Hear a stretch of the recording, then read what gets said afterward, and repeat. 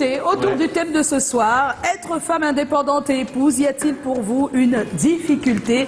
Laquelle? Et on sait comment... il y a pas mal de personnes qui aimeraient parler, peut-être comme Blakoya. On commence par toi. Je ne comprends pas bien la question, la mère. Okay. Est-ce que...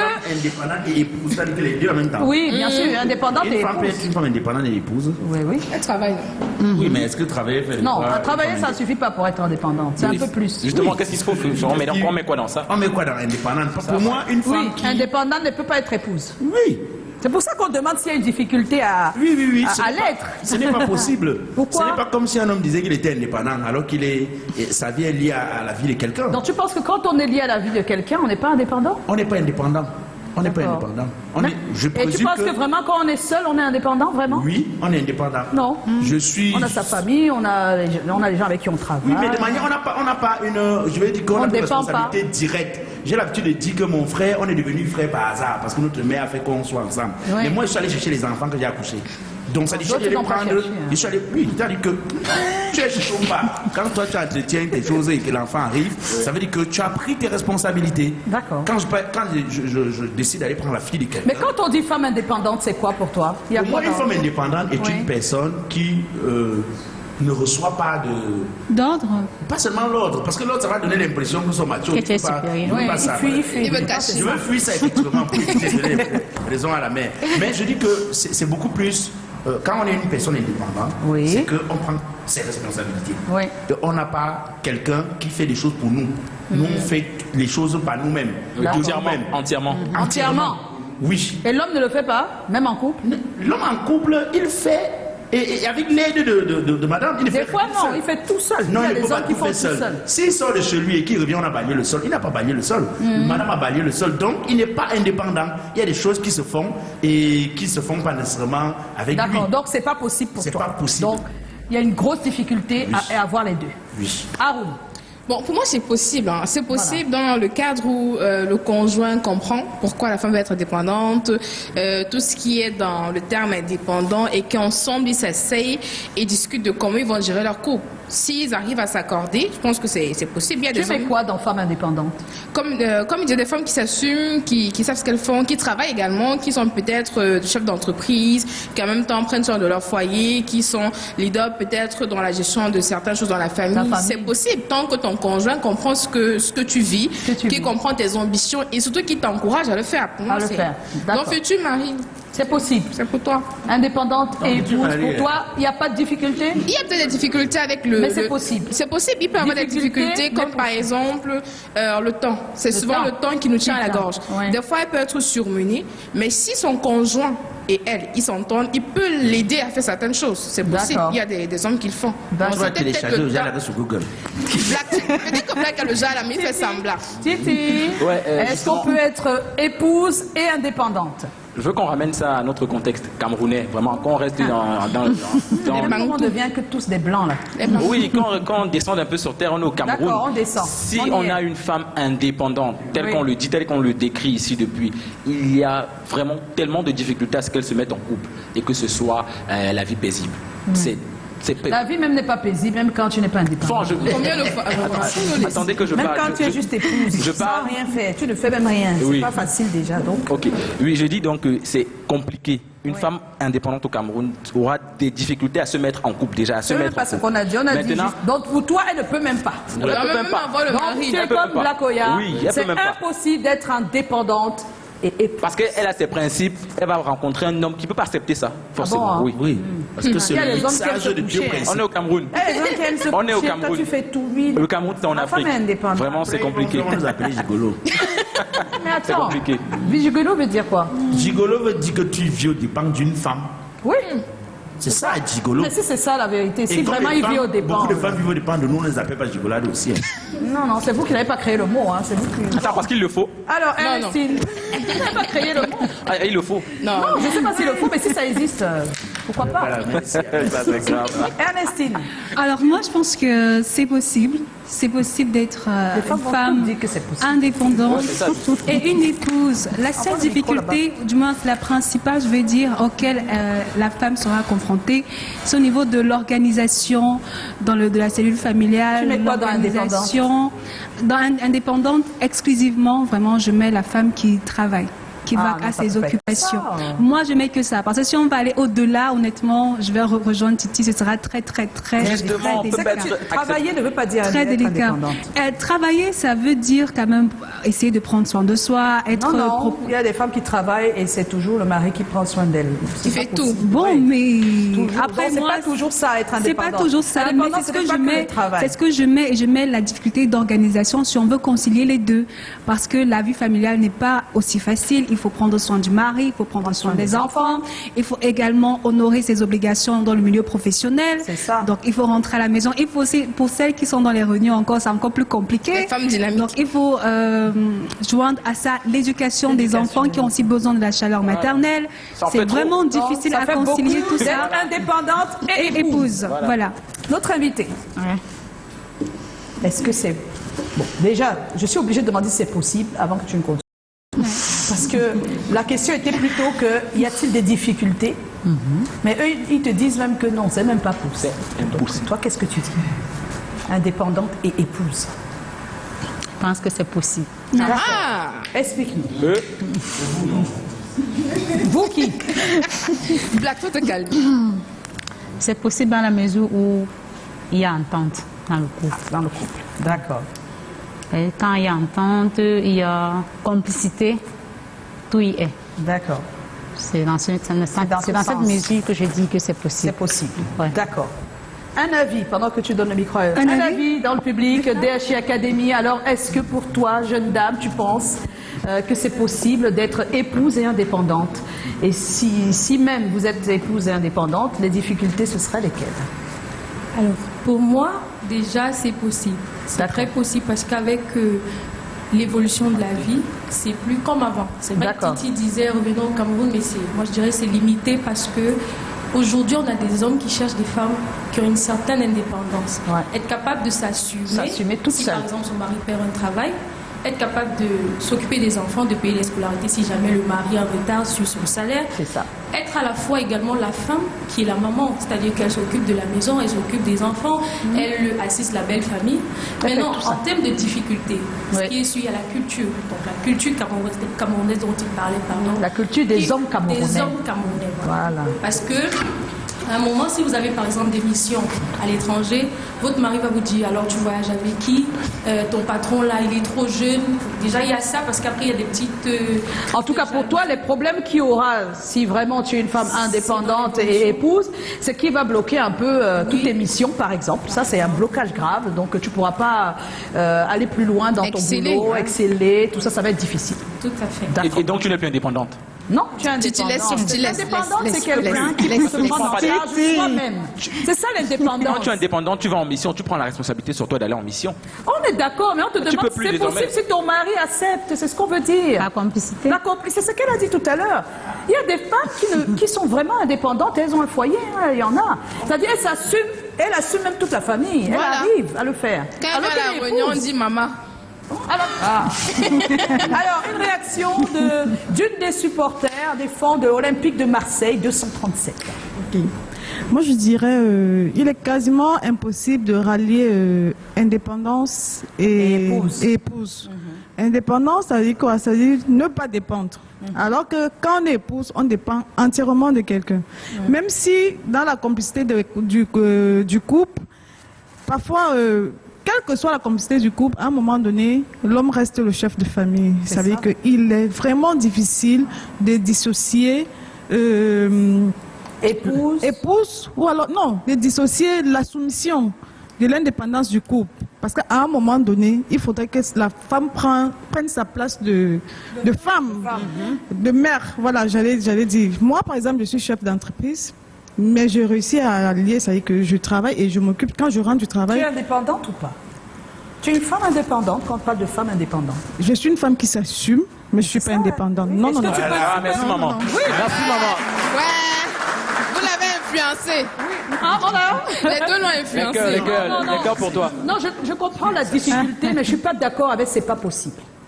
Je peux faire, moi, ça c'est mon avis, c'est difficile. Oui. Mais impossible, c'est un peu trop dur de dire que c'est impossible, alors qu'il y a des femmes qui le sont. Nous, on ne l'est pas, mais il y a d'autres qui le sont. On attend des exemples alors. Si, il y en a beaucoup. Nous, on en a ici sur le plateau. Parce qu'il y en a énormément. Je n'ai pas envie de donner des noms, mais je connais des femmes, vraiment, on a des femmes qui sont parmi les milliardaires de ce pays, qui sont indépendantes. Excusez-moi. Elles sont milliardaires, elles ont une famille, elles ont des enfants, elles sont épouses. Mais elles sont vraiment des femmes qui se lèvent le matin et disent vraiment, chérie, je suis obligée d'aller à New York. Je suis obligée. Et il laisse parce qu'il voit qu'elle excelle. Il y en a. Madame, oui. Pour moi, je dirais que c'est impossible parce qu'on ne peut pas parler d'indépendance dans le mariage. Je finis par supporter l'Olympique de Marseille. Dans le mariage, qui dit va en mariage dépend de son homme. Oui. Voilà. Et chez nous, chez les Bantous, comme je dis, laissons la culture européenne. Restons Bantous, pas seulement Camerounais. Il sera de plus en plus, on observe des mariages jeunes et des divorces également précoces. Oui. Par contre, avant, nos mamans qui n'étaient pas indépendantes se mariaient jeunes et mettaient l'homme dans leur mariage. Voilà. On va écouter maintenant les avis des uns et des autres. Attention, ça tourne. Oui, peut-être 2 messages. Oui. D'accord, 2 messages. Ok.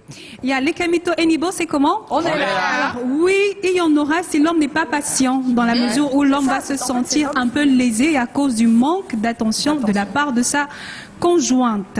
Il y a également David Henriette. La difficulté se présente lorsqu'en face de soi, on a un époux qui refuse de participer à notre bonheur de femme, bonheur qui passe par l'autonomisation. Voilà. A contrario, une compatibilité complice entre conjoints régule facilement l'équilibre de la femme entre ses activités et son foyer. D'accord. Voilà. Autonomie de la femme, c'est de plus en plus le message qu'on passe. Elle doit être autonome. Et être autonome, c'est un peu indépendante, hein, excusez-moi. Mais seulement que si ton mari ne veut pas, tu peux rien. Et voilà, on va tout de suite regarder et écouter surtout les avis des uns et des autres dans la ville de Douala. Et puis surtout, Marlise Doumbé, notre conseillère matrimoniale. Allez. De toutes les manières, d'après les données actuelles, la femme doit toujours être indépendante. Il ne faut pas qu'elle soit vraiment affectée, qu'elle soit sous les bottes de l'homme. Il faut que les deux se comprennent pour mieux mener leur vie. Parce que s'il y a vraiment une opposition quelque part, bon, ça ne doit pas vraiment tenir dans le ménage. C'est normal qu'une femme travaille. C'est normal. La femme, elle va venir être esclave de l'homme. Non, c'est pas normal. Il faut qu'elle travaille. Il faut qu'elle puisse aussi donner un coup de main à sa famille et à sa propre famille, c'est-à-dire à son mari et aux enfants. Moi, je ne trouve pas de difficulté en ça parce que dans la vie aujourd'hui, les apports de deux côtés, ça solidifie et ça donne vraiment le soulagement dans la famille. Bon, malgré que la femme, elle l'aide à l'homme, mais la femme doit avoir aussi son apport. Il y a une très grande difficulté, madame. De gérer les enfants, sortir le matin, aller travailler, rentrer, préparer. Suivre les enfants aussi, c'est pas facile. Quand tu es une femme et que toi, tu as ton boulot ou bien tu as une activité, comme moi par exemple, je vends ma glace, tu vois, je vends ma glace tous les jours au Carrefour. Quand tu es une femme et que tu as ton petite activité à faire, l'homme ne peut pas te faire chier déjà, quoi. Tout ce que l'homme fait ou la femme peut faire, c'est Dieu qui donne la force. Nombre d'hommes qui ont épousé des femmes ont avant tout le souci de voir en celle-là, celle en mesure de pouvoir bien gérer un foyer. Seulement aujourd'hui, les femmes ne se lésinent plus en moyens.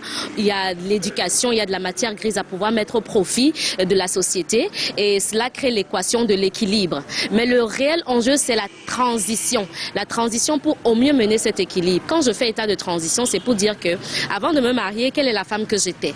Avant de pouvoir entrer dans un foyer, quel est l'engagement, jusqu'où j'étais impliquée dans le domaine de l'entrepreneuriat, dans le domaine de ma carrière. C'est à partir de ce moment qu'on met cela sous le même diapason d'avec la pensée, la vision de notre époux avant de nous y acheminer. Il y a donc un bien grand risque lorsque le long du chemin, l'homme peut-être qui était avant tout soucieux de vous avoir à 90% expliqué dans la maison et peut-être à 10% à l'extérieur, vous manifestez maintenant 80-20. Ça effectivement, ça crée des véritables turbulences dans le couple. on en arrive à dire tu vas m'arrêter ce travail, etc. Voilà des aléas. Mais comment réussir à manager tout cela? C'est de pouvoir avant tout accepter la femme que nous sommes. Je le dis toujours, n'acceptons pas les femmes que nous sommes au profit de qui notre homme veut qu'on soit. Acceptons qui nous sommes au travers de notre identité, acceptons qui nous sommes en fonction de là où nous voulons aller. Le véritable bémol, c'est qu'on n'a pas essayé de réajuster avant de se marier. Voilà, on est de retour sur ce plateau. Vous voyez, on ne parle pas d'impossibilité, on parle de difficulté. Voilà. C'est vrai que c'est très, très difficile. Mais je vous jure, ce n'est pas impossible. Quand vous insistez. C'est pour ça qu'avant de vous marier, sachez qui vous avez en face. Choisissez bien. Choisissez vraiment en fonction de ce que vous souhaitez plus tard. Voilà. Bon. On n'est pas seuls, mais ils nous ont écoutés depuis tout à l'heure. On ne va pas leur demander leur avis, je pense qu'ils en ont un, mais peut-être qu'ils vont le faire sur le digital, parce que DHI Média est avec nous encore une fois sur ce plateau. Bonsoir Janvier, et bonsoir encore une fois Sarah. Bonsoir, vous allez bien? Bien, merci. Oh. Alors si vous êtes là, c'est naturellement parce qu'il y a des choses à dire autour de DHI Média, qui a DHI Academy désormais, et on voit bien, les étudiants sont bien là pour le montrer. Hein. Alors, Janvier, à qui les informations DHI Academy sont destinées? Ok, merci. Depuis la dernière fois que nous sommes passés ici, on a eu beaucoup de réactions, beaucoup de questions et tout. Et les formations sont destinées justement aux étudiants, aux chercheurs d'emploi, aux professionnels. Comme moi. Exactement, aux cadres d'entreprise, aux entrepreneurs et surtout aux chefs d'entreprise et à toutes les organisations qui souhaiteraient se transformer de manière digitale, en quelque sorte. Exactement. Ernestine, tu es la deuxième. Oui, toujours à l'endroit de Janvier. Quelle est la durée des formations et des honoraires des cours à DHI? Ok, merci beaucoup Ernestine. Déjà, la durée des formations à DHI Academy, il faut dire que les formations en marketing digital et community management, en graphisme et montage vidéo, ont une durée de 7 mois. Donc 4 mois de cours et 3 mois de stage, les stages que nous offrons. Et enfin, les formations en développement d'applications mobiles et développement d'applications web ont une durée de 10 mois, donc 7 mois de cours et 3 mois de stage pour le compte de la prochaine rentrée du 18 mars 2024. Et si moi je veux des cours à domicile, chacun a son problème. Les cours à domicile, c'est possible et on customise aussi les horaires et les jours de cours en fonction des différents profils, en fonction des groupes de personnes aussi. Donc on a les cours qui se font de 8h à 11h, on a les cours qui se font le soir aussi entre 17h30 et 20h30. D'accord. C'est super. Bon, moi j'ai une question pour Sarah Jolie. Pourquoi se former à DHI et pas ailleurs? Alors, vous devez venir vous faire former à DHI et pas ailleurs parce que déjà, notre approche pédagogique, je dirais, est unique. Nos formations à DHI Academy sont 100% pratiques. Elles sont 100% pratiques. Puisque vous venez apprendre un métier, nous vous formons justement pour que vous maîtrisez votre métier. Donc, quel que soit le domaine que Janvier a énuméré tout à l'heure. Et également qu'à DHI Academy, les enseignants, les formateurs sont des professionnels du métier. Donc, on se rassure que ceux qui vous forment sont des personnes qui, au quotidien, pratiquent ce qu'ils vous enseignent. À DHI Academy, également, à la fin de votre formation, vous bénéficiez de 3 mois de stage en entreprise pour votre perfectionnement et c'est garanti. On ne vous dit pas d'aller déposer des demandes en entreprise et tout. Nous nous chargeons de vous trouver des stages en entreprise. Et également, les formations de DHI Academy sont certifiées, reconnues par l'État camerounais. Donc, à la fin de la formation, vous passez votre certificat de qualification professionnelle, votre DQP également. Et en dehors des certifications nationales, il y a également des certifications internationales que nous faisons passer également. Et donc, vous bénéficiez d'un accompagnement après votre formation et sans oublier, si vous recherchez un cadre vraiment propice pour votre apprentissage, bienvenue à DHI Academy. Bon, j'arrive. Oh.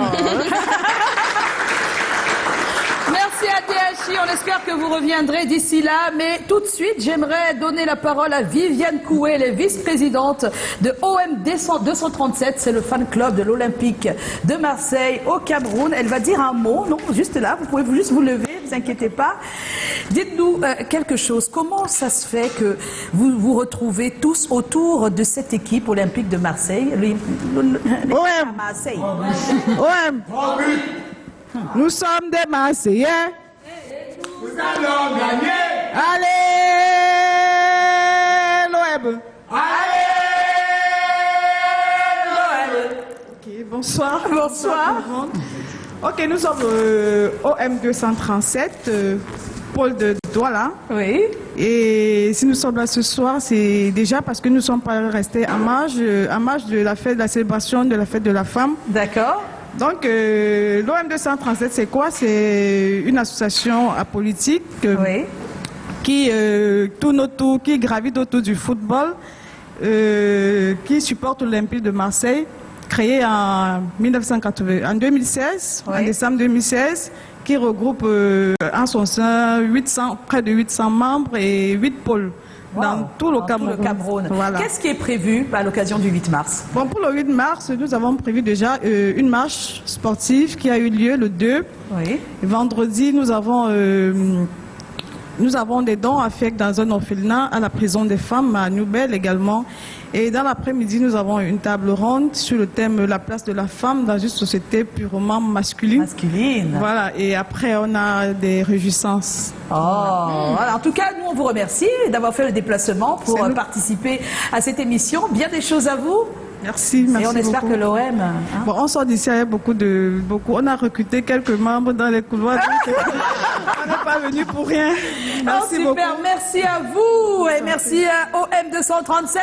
On va se quitter, mais on n'a pas oublié que notre invitée ce soir, c'était Suzanne Gamo. Et Suzanne Gamo dit qu'il n'y a pas assez de filles dans les métiers dits d'hommes, chaudronnerie, soudure.